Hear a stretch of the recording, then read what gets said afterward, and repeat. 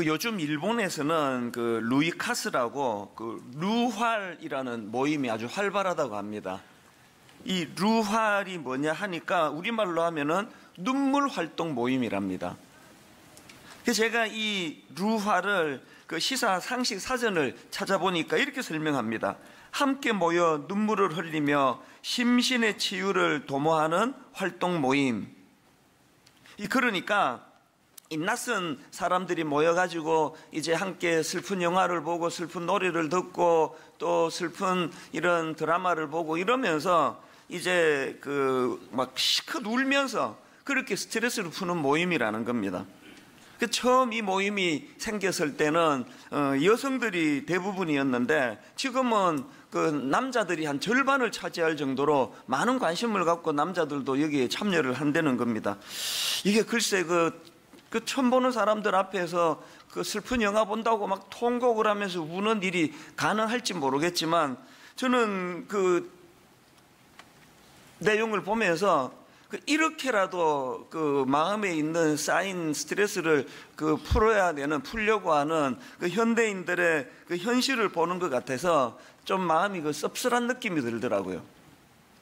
이런 내용을 다룬 그 블로그에서 이제 어떤 내용이 있느냐 하니까 일본의 눈물치료 전문가들이 이런 눈물치료 효과를 극대화하기 위해 가지고 몇 가지 조건을 거기다가 내놨는데 보니까 첫 번째가 나를 이해해 줄 수 있는 사람 앞에서 마음껏 울어라. 이해해 줄 수 있는 사람 앞에서 울어라. 그리고 두 번째가 실컷 울고 난 후에 마무리는 긍정적으로 해라.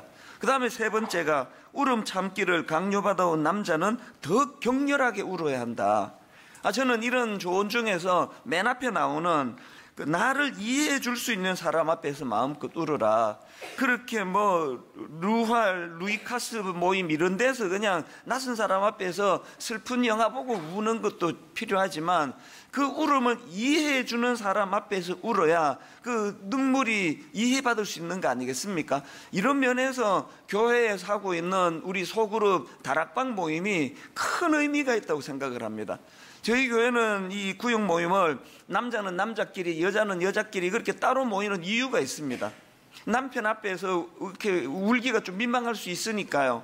그 남편 앞에서 속에 있는 깊은 이야기를 꺼내기가 너무 조심스러우니까 그건 그 남편들도 마찬가지고 그래서 남자는 남자끼리 여자는 여자끼리 이렇게 모이는데요. 제가 가끔씩 이제 그 금요일 오전 같은 때 여성 그 다락방 모임을 제가 참석을 하다가 보면은 10번 참석하면은 한 6번, 7번이 울고 있습니다. 아까 이 그대로예요. 나를 이해해 줄 수 있는 사람 앞에서 내 속을 주님 앞에서 이거를 터뜨리면은 그 눈물이 나는 거예요. 그리고 또 너무 이 세상 살이 하다가 억눌려 있던 그 자매님이 그 자기 속을 터뜨리다가 눈물을 흘리면 눈물이 또 전염성이 강하잖아요. 그래서 다 우는 거예요. 이 교회야말로 나를 이해해 줄 수 있는 사람 앞에서 마음껏 울어라. 이걸 구현할 수 있는 곳이 돼야 된다는 것입니다. 저도 제 인생에서 참 많이 울었던 그 시기가 두 번 있었는데요. 한 번은 이민 생활을 청산하고 귀국해가지고 이제 신학교 다니던 신학교 1학년 시절 진짜 많이 울었습니다. 뭐 예배 드리다가 우는 건 기본이고요. 뭐 새벽마다 울고 뭐 길 가다가도 울고 참 많이 울었습니다. 그런가 하면은 분당 우리 교회를 개척하던 2002년도에도 생각해 보면은 그때도 참 많이 울었습니다. 이렇게 예배 드리다가도 많이 울었고요. 낮 시간에 이제 불 다 꺼져 있는 이 본당 이 안에 이 수업이 이제 계속되니까 바깥에도 함부로 잘 못 나가고 좀 갇혀있는 그런 느낌을 가지고 이럴 때 점심 먹고 본당에 아무도 없는 불 꺼진 여기 한 가운데쯤에 앉아있으면 그렇게 눈물이 많이 나더라고요. 개척교회 하면서 장래가 두렵기도 하고 뭘 어떻게 해야 될지 모르겠기도 하고 또 서럽기도 하고 많이 울었습니다. 그러고 보니까 한 17년 지나고 저한테 문제가 뭐냐? 눈물이 안 나와요. 예전에 설교하다가 얼마나 자주 울었습니까? 눈물이 안 나와요. 영육간에 배가 부른 거예요. 영육간에 배가 부르니까 심령이 가난해지지 않으니까 눈물이 메말라 버린 겁니다. 여러분은 어떠세요? 이런 면에서 오늘 우리가 예수님이 가르쳐주시는 팔복 중에서 두 번째 복이 의미가 있다고 생각을 합니다. 주님 이렇게 말씀하십니다. 4절, 애통하는 자는 복이 있나니 그들이 위로를 받을 것이며, 이거 영어 성경으로 보니까 mourn이라는 단어를 쓰고 있고요. 그리고 같은 의미로 세번역 성경에서는 슬퍼하는 사람 이렇게 번역을 하고 있습니다.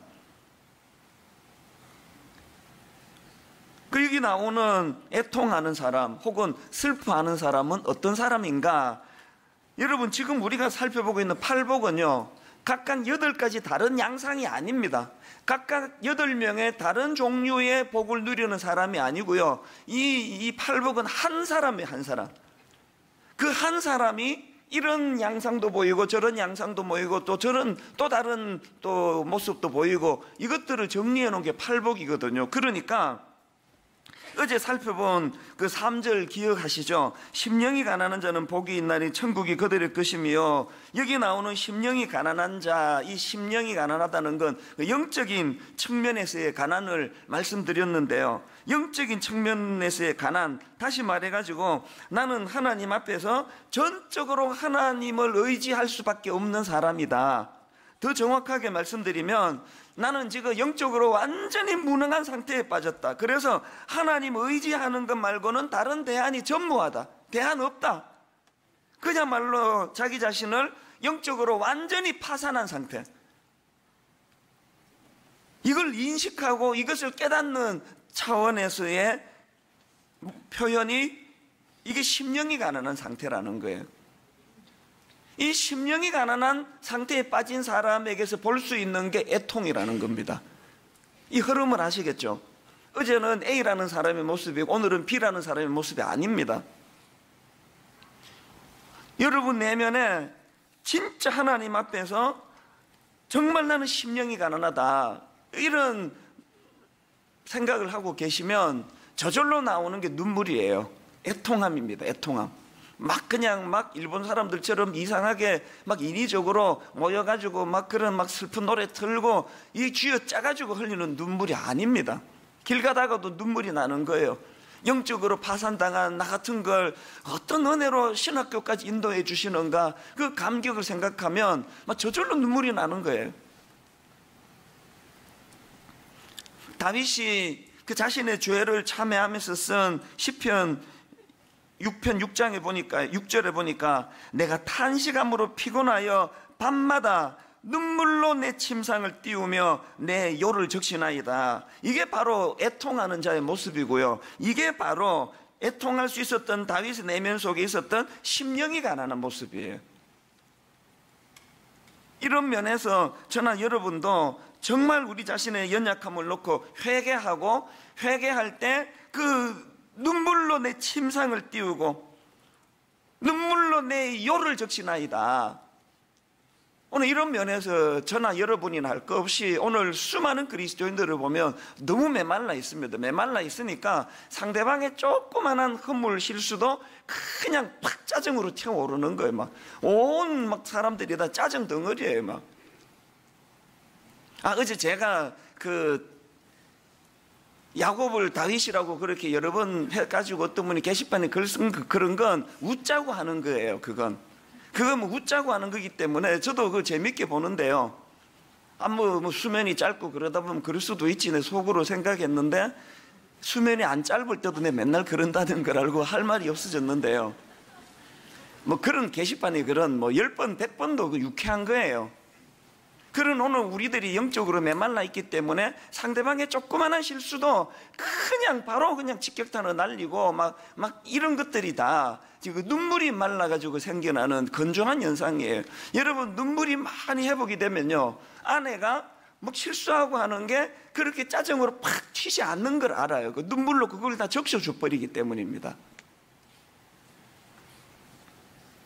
우리도 다윗처럼 우리 자신의 연약함을 놓고 심령이 가난한 자들이 보여주는 이 애통함의 자리로 가야 되는데요, 우리가 회개하고 애통하되 시편 6편 1절 2절도 보십시오. 여호와여, 주의 분노로 나를 책망하지 마시오며 주의 진노로 나를 징계하지 마옵소서. 여호와여, 내가 수척하였사오니, 여호와여, 내가 수척하였사오니 내게 은혜를 베푸소서. 여호와여, 나의 뼈가 떨리오니 나를 고치소서. 이 2절을 세번역 성경으로 보니까요, 주님, 내 기력이 쇠하였으니 내게 은혜를 베풀어 주십시오.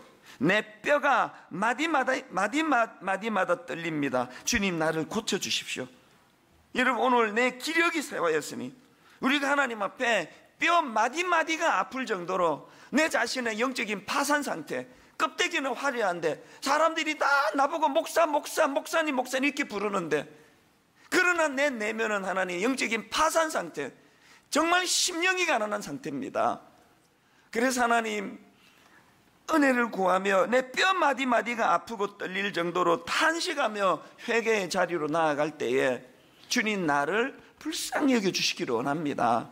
이걸 회복해야 되는 거예요.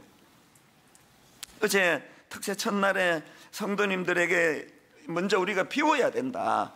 이 주님 주시는 게 아닌 우리의 탐욕, 세상적인 잘못된 자아, 또 기준, 이런 것들로 채워진 걸 다 비워내고 오늘부터 이제 다시 체험받아야 된다, 그런 말씀을 드렸는데, 너무 감사하게도 너무나 많은 성도님들이 회개하며 그렇게 눈물로 기도하는 모습을 보고, 또 우리 교역자들이 그런 고마운 모습들을 제게 메일로 알려줄 때 마음이 너무 기뻤습니다.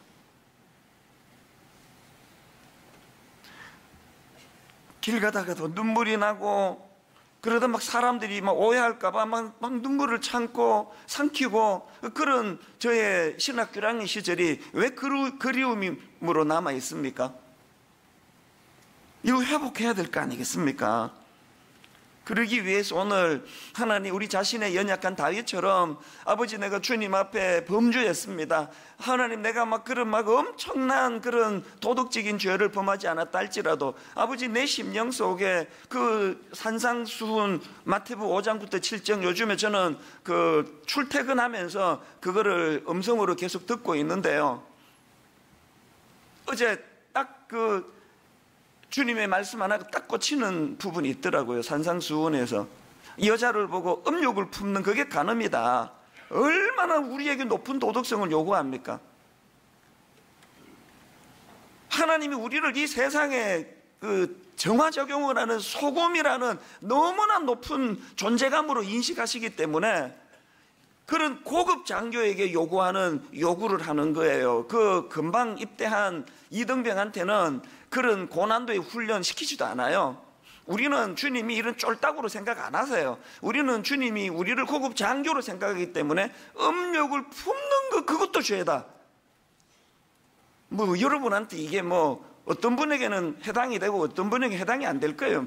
이건 나는 못 지킨다, 그러면 또 계속 그냥 품고 사세요. 그러나 제대로 예수 믿는 사람, 주님이 적어도 우리에게 소금이라고 인식하는 사람들은 이 정도로 높은 도덕성을 요구한다는 거예요. 음욕을 마음에 품는 것도, 그것이 간음이다. 이거를 그냥 숨이 다 막힌다. 주님은 어떻게 이렇게 우리를 몰아세우느냐, 이렇게 받으면 여러분 이등병이에요. 긍지로 받으셔야 돼요. 세상에 주님이 날 도대체 어떤 존재로 생각하길래 이런 높은 기준으로 나를 대하시는가. 그래서 우리가 늘 그 산상수훈을 제가 오며가면서 이렇게 듣다 보면 어떨 때는 이 말씀이 탁 꽂히고, 어떨 때는 저 말씀이 탁 꽂히고, 그래서 제가 길 가면서도 요즘 은혜를 받는데요, 여러분, 이 한 주간 내내 마태복음 5장부터 7장까지를 필사도 하고 은혜가 되시면 암송도 하고 이게 5장부터 7장까지 다 암송을 하시면 더 바랄 게 없는데요, 지도 못하면서 그러기 때문에 강조는 못합니다. 이렇게 우리 자신의 연약함을 놓고 회개하면서 흘리는 눈물도 필요하고요. 그런가 하면 오늘 이 시대와 나라를 위하여 애통하며 기도해야 됩니다. 이따가 제가 다시 소개해 드리겠지만, 저희가 대학 다닐 때 추억 속에 찬양이 있습니다. 물가로 나오라. 이 찬양을 참 은혜를 많이 받았던 기억이 있는데요, 근래에 제가 깜짝 놀랐습니다. 그렇게 은혜를 받게 하는 통로가 되면서 주옥 같은 이 곡을 작사 작곡했던 분이 나중에 자기가 동성연애자라고 그 선언하고 엉뚱한 길로 가버렸다는 거예요. 이 남의 일이 아닙니다. 다행히 지금 아직까지는 우리나라에 이런 현상이 거의 없는 것 같아서 얼마나 감사한지 모르지만, 지금 미국이나 유럽 같은데 이 동성애 문제가 이건 보통 이건 심각한 문제가 아니지 않습니까? 여러 번 강조했지만 지금 미국이나 유럽이 지금 이렇게 혼미한 상태다 보니까 그쪽에서 흘러오는 유튜브 같은 거를 통해 가지고 막 끊임없이 오염을 흘려보내 가지고 국적 불명의 그 음란과 태폐가 우리 젊은이들의 영혼을 사로잡고 있는 그런 시대 아닙니까? 그러다가 보니까 청년들이, 젊은이들이 이 가치관에 혼란이 오는 거예요. 이 성경이 맞는지 계속 접하면은 거기에 그 세뇌가 되는 게 인간 아닙니까? 버젓이 서울시청에서 퀴어 축제라고, 이거 예전에 우리 어릴 때 해외 토픽 같은데 희한한 일도 다 있네 그러면서 보았던 현상들이 지금 우리 서울에서 이게 펼쳐지고 있다는 거. 그리고 우리 같은 사람들보다 젊은이들은 훨씬 거부감이 덜해요. 이거 어떻게 하겠습니까? 이 문제를 도대체 어떻게 해야 되느냐고요. 그야말로 오늘 우리 시대는 누가복음 2장에서 주님께서 너희와 너희 자녀들을 위하여 울라, 대안 없습니다. 우리 애들을 생각하면 애통하며 우는 수밖에 없습니다. 그런가 하면은 또 현실을 보면은 정말 나라를 위해서 기도해야 될 때예요. 공적으로 사적으로 하나님이 이 나라를 불쌍히 여겨달라고 진짜 기도해야 될 때예요. 로마서 9장 1절에서 사도 바울이 이런 고백을 합니다. 내가 그리스도 안에서 참말을 하고 거짓말을 아니하노라. 나에게 큰 근심이 있는 것과 마음에 그치지 않는 고통이 있는 것을 내 양심이 성령 안에서 나와 더불어 증언하노니. 바로 로마서 8장에서 그렇게 구원의 감격, 구원의 기쁨을 노래하고 너무너무 행복한 모습을 보여줬던 사도 바울인데, 바로 그 다음 9장으로 넘어가 왜 이런 슬픈 모습에 글을 쓰고 있느냐고요. 왜 그에게 큰 근심이 있고 마음에 그치지 않는 고통이 있다고 그렇게 완전히 다른 로마서 8장과는 다른 분위기의 모습을 연출을 합니까? 보여줍니까? 3절에 그 이유를 발견할 수 있습니다. 나의 형제 곧 고륙의 친척을 위하여 내 자신이 저주를 받아 그리스도에게서 끊어질지라도 원하는 바로라. 이게 여러분 제대로 은혜 받은 사람의 모습이에요. 한국 교회의 치명적인 문제가, 저의 내면의 근본적인 문제가 로마서 8장이 너무 좋아가지고 9장으로 진도를 안 나가요. 그저 헬렐레 하면 8장에서 그냥 은혜 그러고 있는 이거, 이제는 여러분 드디어 애통하는 자에게 복이 있다는 주님의 말씀을 의지하면서 로마서 9장으로 건너가야 돼요. 나만 행복해서 되는 게 아니고, 내 한 교회만 행복해서 되는 게 아니고, 하나님 사도 바울처럼 탄식하면서 내게 큰 근심이 있고 그치지 않는 고통이 있습니다. 내 형제, 내 고륙의 친척을 위하여 그들이 변화되고 그들의 영혼이 구원받을 수만 있다면 나는 버림받아도 좋습니다. 이런 마음을 가지고 탄식해야 된다는 거예요. 여러분, 구약에 얼마나 눈물을 많이 흘렸으면 별명이 눈물의 선지자예요. 이 예레미야의 애통을 한번 보십시오. 망해가는 자기 조국 이스라엘을 놓고 이렇게 탄식하며 애통합니다. 예레미야 9장 1절. 어찌하면 내 머리는 물이 되고 내 눈은 눈물 근원이 될꼬. 죽임을 당한 딸 내 백성을 위하여 주야로 울리로다. 우리에게 이런 애통이 사라져 버리니까 죽으라고 싸우는 거예요. 죽으라고 하겠죠. 막 죽으라고, 네가 옳다 내가 옳다. 상대방이 그렇게 털렸다고 생각이 되시면 예레미야처럼 우셔야 돼요. 하나님, 이 민족을 어떻게 해야 됩니까?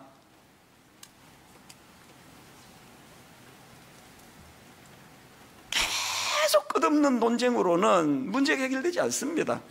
진짜 여러분이 옳다고 그 길이 옳다고 생각하시면 오늘부터 우세요. 하나님, 저 사람들이 지금 잘못 생각을 하고 있는데 우리 힘으로는 어떻게 할 수가 없습니다. 예레미야처럼 어찌하면 내 머리는 물이 되고 내 눈은 눈물 근원이 될꼬. 내 백성을 위하여 주야로 울리로다. 주야로 울리로다. 왜 예수님이 4절에서 애통하는 자가 복이 있다 이런 말씀을 주시는지 아시겠죠? 근데 여러분 여기서 한 가지, 애통하는 것 자체도, 이런 마음으로 애통하는 자체도 귀한 거지만요, 애통하는 자가 복된 것은 더 근원적인 이유는 다른 데 있습니다. 자, 4절을 다시 한번 보세요. 애통하는 자는 복이 있나니 그들이 위로를 받을 것이며, 애통하는 그 자체가 복되기도 하지만 왜 애통하는 자가 복이 있느냐, 제가 지난 주일날 이 4절을 원어에 더 가깝게 읽어드린 거 기억을 한번 떠올려 보세요. 행복하구나 애통하는 자들이여. 이 애통하는 자들이 왜 행복한가 이유를 그 다음에 이렇게 기록합니다. 그들이 위로를 받을 것이기 때문이다. 그들이 위로를 받을 것이기 때문에 애통하는 자가, 눈물을 흘리는 자가 복되다는 거예요. 저는 이 4절 말씀을 묵상하면서 고린도후서 1장에서 묘사되는 우리 하나님의 속성을 떠올리며 너무 감격했던 적이 있습니다. 1장 3절부터 보십시오. 찬송하리로다. 그는 우리 주 예수 그리스도의 하나님이시요 자비의 아버지시요 모든 위로의 하나님이시며, 우리의 모든 환난 중에서 우리를 위로하사 우리로 하여금 하나님께 받는 위로로서 모든 환난 중에 있는 자들을 능히 위로하게 하시는 이시로다. 이 우리 하나님의 성품이 너무 감동이 돼. 그 다음 5절에 그리스도의 고난이 우리에게 넘친 것 같이 우리가 받는 위로도 그리스도로 말미암아 넘치는도다. 예수 믿으면 내 문제만이 아니라 내 나라를 위하여, 내 가정을 위하여, 내 주변 사람들을 위하여, 내 교회를 위하여, 한국 교회를 위하여 눈물이 많아져요. 그 마음이 우울해져요. 그러나 이런 상태에 있는 사람들이 왜 복되다고 합니까? 이런 자들에게만 주시는 하나님의 위로하심을 경험할 수 있기 때문이에요. 하나님이 잘 안 느껴진다고요? 하나님은 도대체 있는지 없는지 보이지 않는다고요? 애통해 보세요. 한번 애통해 보세요. 하나님의 위로자 되시기 때문에 여러분, 눈물을 흘리며 나라와 민족을 위하여, 눈물을 흘리며 동성애를 위시해서 온 세상이 지금 혼미한 상태에 빠져가는 이 절망적인 시대를 가지고 애통하며 눈물을 흘리면, 그렇게 비난하고 손가락질할 때는 느껴지지 않던 위로의 하나님, 그 하나님이 바로 내 곁에 계셨구나, 이걸 느끼게 될 줄로 믿습니다. 제가 어제 그 부탄과 관련된 책을 인용하면서 그 책의 부제가 그 나라 국민의 97%가 행복을 느낀다는, 거기에 제가 놀라가지고 이거를 인용했더니 바로 어떤 분이 그 수정을 원하는 거예요. 그게 뭐냐 하니까 부탄이 문제가 많은 나라라는 거예요. 그러면서 이제 조목조목 글을 올렸는데, 제가 그 글을 보면서 뭘 느꼈는지 아십니까? 인간이 행복하다고 하는 행복이 이게 완전하지 않은 거구나. 부탄 많은 사람들이 부탄으로 여행하고 막 그러고 있는 현실이라 그래서 인용했더니 내면에 또 문제가 많다는 거예요. 그래서 제가 어제 깨달은 건 그거예요. 인간이 누가 행복해 보인다, 행복하다는 그거 다 부질없는 거고요. 위로의 하나님의 위로를 받는 그 자만이 행복하다는 거예요. 위로의 하나님을 경험하는 그 사람만이 행복한 거지, 다른 어떤 세상의 무엇으로도, 그거는 그 어떤 분이 그러더라고요. 온탕에 들어갔을 때에 누리는 10초간의 행복이래요. 그게 무슨 뜻인지 뭔가 깊은 의미가 있을 것 같긴 한데, 탕 안에 딱 들어갔을 때 그 10초 동안의 행복, 이게 이 땅에서 누리는 행복이래요. 그 의미가 뭔지 저는 잘 모르겠습니다. 10초가 있으면 나와서 그런 건지, 하여튼 이 세상의 그 행복은 영원하지도 않고 또 온전하지도 않다는 걸 그렇게 얘기하는 거 아니겠습니까? 우리 하나님이 여러 성품을 가지신 하나님이지만 찬송하리로다. 자비의 하나님이시요 모든 위로의 하나님이시며, 이 하나님의 속성을 늘 마음에 품고 그분에게 위로를 받기 위하여 애통의 눈물을 흘리는 저와 여러분 되시기를 바랍니다. 이런 내용들을 묵상하다가 불쑥 떠올랐던 인물이, 대표적인 인물이 히스기야 왕이에요. 그는 젊은 나이에 병을 얻어 죽게 됐습니다. 그래서 낯을 벽으로 향하고 하나님 앞에 기도합니다. 열왕기하 20장 3절 여호와여 구하오니 내가 진실로 전심으로 주 앞에 행하며 주께서 보시기에 선하게 행한 것을 기억하옵소서 하고, 그 다음에 히스기야가 심히 통곡하니라. 뭐 차원은 좀 다르지만 여기도 지금 애통하는 모습이 지금 나타나고 있습니다. 그랬더니 바로 그 다음 5절 하나님의 반응, 너는 돌아가서 내 백성의 주권자 히스기야에게 이르기를 왕의 조상 다윗의 하나님 여호와의 말씀이 내가 너의 기도를 들었고 너의 눈물을 보았노라. 이 말씀이 너무 좋아요. 내가 너의 기도를 들었고 너의 눈물을 보았노라. 아까 그 전문가들 얘기했잖아요. 날 이해해주는 그 사람 앞에 설리는 눈물이 의미가 있다고. 위로의 하나님, 자비의 하나님, 그저 성공한 사람한테만 관심이 가고 우리 같은 이런 보잘것없는 맨날 그냥 죄짓고 눈물이 흘리고 쓰라린 실패로 가슴을 쓸어내리는 우리 같은 것들한테는 관심도 주지 않는 하나님 같으면 애통 소용없습니다. 주목도 안 하는데 무슨 소용이 있습니까? 우리나라에서 그 뒤에다가 뭐 초보 운전 그 써붙여도 소용없습니다. 초보 운전자에 대한 긍휼이 없는 나라인데 그거 붙이면 무슨 소용입니까? 위로의 하나님, 내가 너의 기도를 들었고 너의 눈물을 보았노라.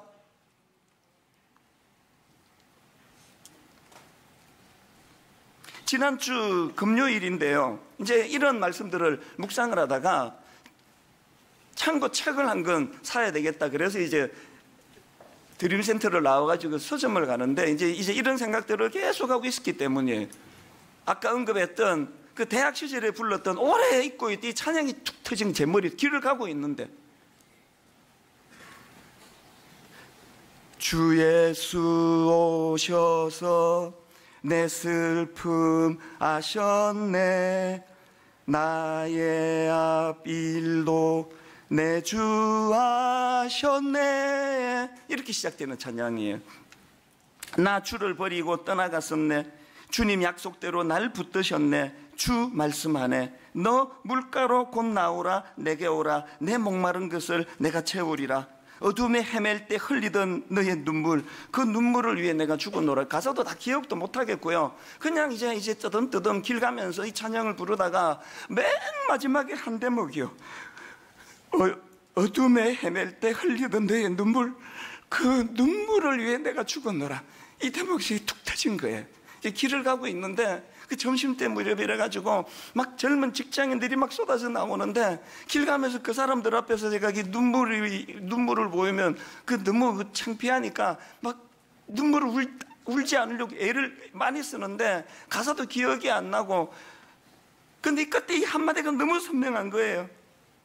어둠에 헤맬 때 흘리던 내 눈물, 그 눈물을 위해 내가 죽었노라.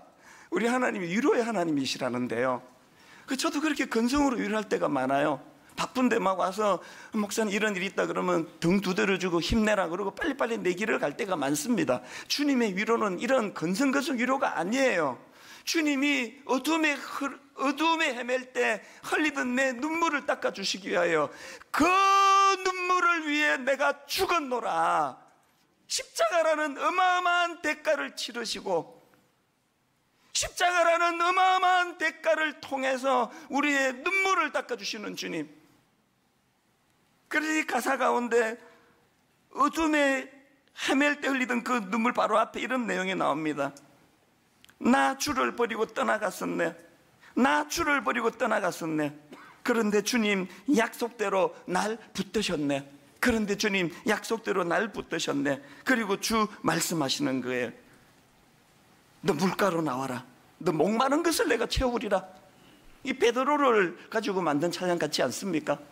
주님을 치명적으로 십자가 지는 현장에 3번이나 부인하면, 그것도 저주하며 부인해 버렸던 베드로, 내배로 뒀으면요, 요즘으로 치면 베드로는 알코올 중독자가 되거나 미국 같으면 마약 중독자가 되거나 폐인이 됐을 거예요. 완전히 폐인이 됐을 거예요. 나는 실패자다, 나는 돌이킬 수 없는 짓을 저질렀다. 여러분, 그렇게 돌이킬 수 없는 실수도요, 할 때가 있고 하면 안 될 때가 있는데, 베드로는 하면 안 되는 그 상황에 주님을 배신한 거 아닙니까? 나 주를 버리고 떠나갔었네, 주님 약속대로 날 뜻이 없네. 그리고 말씀하시는 거예요. 눈물가루 나오느라. 어둠에 헤맬 때 네가 흘리던 그 눈물을 위해서 내가 죽었노라고. 오늘 이 시대처럼 비난하고 정죄하고 사람을 수치의자를 끌고 가고 이렇게 하지 않으세요. 왜 애통하는 자가 복이 있다고요? 왜 애통하는 자가 복이 있는지는 애통해 본 사람만 알아요. 애통해 본 사람만 그 위로의 하나님을 경험할 수 있기 때문이에요. 여러분, 결론을 맺으면서요, 어제 제가 말씀드렸잖아요. 팔복의 첫 번째가 비우는 거라면 나머지 두 번째 복부터 여덟 번째 복이 채우는 거예요. 그런데 제가 전율을 느끼며 깨달은 게 뭔지 아십니까? 이제 오늘부터 채워야 되는데 가장 먼저 채워야 되는 것은 눈물을 회복하는 애통이고요, 가장 먼저 채워야 되는 것은 그런 분에게 주시는 하나님의 위로하심, 그분의 위로하심으로 내 내면을 채워야 된다는 거예요. 다른 어떤 것들보다도 주님, 너 눈물을 위하여 내가 죽었노라, 너의 애통을 위하여 내가 죽었노라, 이 주님의 긍휼하심을 채워야 된다는 거예요. 오늘 아침에 하나님 앞에 기도할 때, 아버지, 어제 내 모든 내가 세운 이 인간적인 탐욕, 탐심, 이런 것들로 채운 걸 다 비워내기를 원했는데 비워진 빈 마음을 가지고 주님 앞에 갑니다. 다른 어떤 것들보다 이 한마디, 어둠을 헤맬 때 흘리던 너의 눈물, 그 눈물을 위하여 내가 죽었노라, 십자가로 채워지고 그 십자가가 만들어내는 주님의 위로하심, 긍휼하심. 그래서 여러분, 마태복음 14장 27절에 예수께서 제자들이 이제 배를 타고 자기들끼리 배를 타고 가다가 풍랑을 만납니다. 아무리 애를 써도 풍랑을 어떻게 할 수가 없습니다. 그런 절망적인 상황에서 예수님께서 밤 사경에 나타나시는데요, 주님이 풍랑을 잠잠케 하시기도 전에 얼마나 급하셨으면 가장 먼저 하신 것은 마태복음 14장 27절이에요. 예수께서 즉시 이르시되 안심하라, 나니 두려워하지 말라.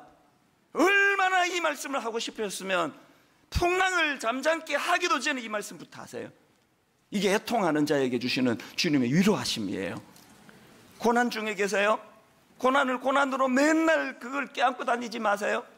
여러분, 여러분의 어떻게 할 수 없는 그 고난을 주님의 위로하심의 도구로 써보세요. 안심하라, 내니 두려워 말라. 그 고난을 고난으로만 끌고 다니시는 건 어리석은 일이에요. 오늘 여러분, 오늘 내 고난이 주님의 위로의 재료가 되기를 원합니다. 오늘 내 눈물이 위로자 되시는 주님을 경험하는 도구가 되기를 원합니다.